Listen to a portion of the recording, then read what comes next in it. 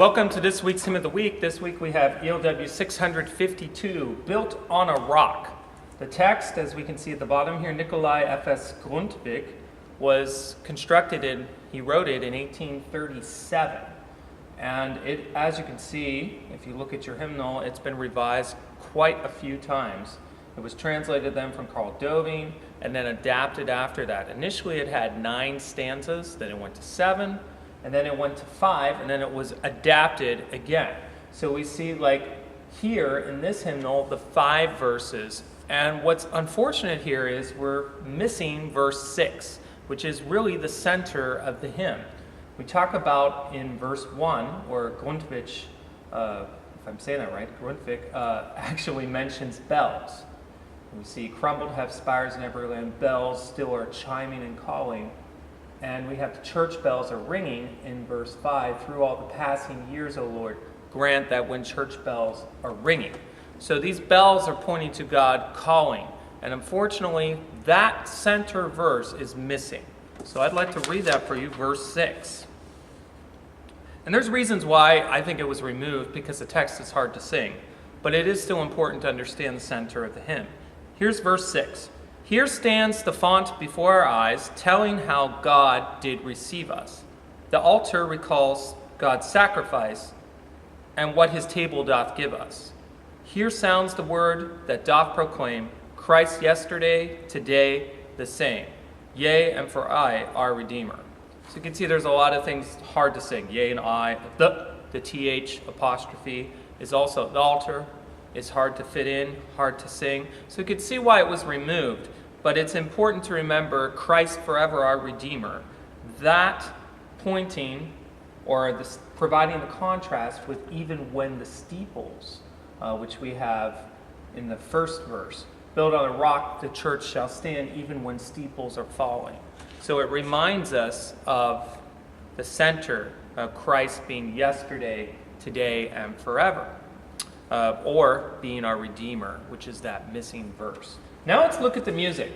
Ludwig Lindemann, 1840, it was in the collection Christliche Psalmer, and in this collection, it was definitely, I think, conceived along the lines of the pipe organ at that time, or of the organ. So you can see, if you open the hymnal with me, definitely composed for the organ. The way the chords are so full. There's a great mindfulness and awareness of what the predominant style of the organ was in the 19th century, early 19th century. So that obviously comes through very nicely. And it's, even though the rhythm may suffer at times within this AAB bar form, we have the harmonies that bring out the beauty. Sometimes it's good to just listen to that on just one stop. Let's just listen to these harmonies. Beautiful.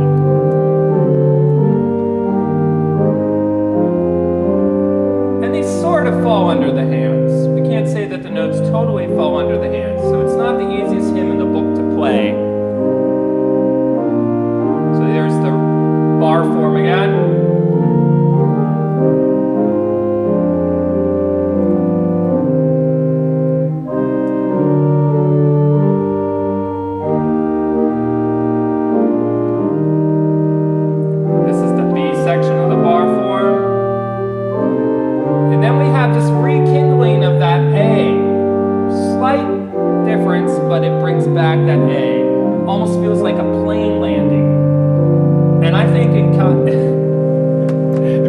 So much of the Te Deum by Johann Sebastian Bach, the organ work, like the plane landing. I remember playing that thanks to my teacher who taught me that. But the same thing there is, I think you're landing that plane. You're landing these concepts. Longing for life everlasting, verse 1.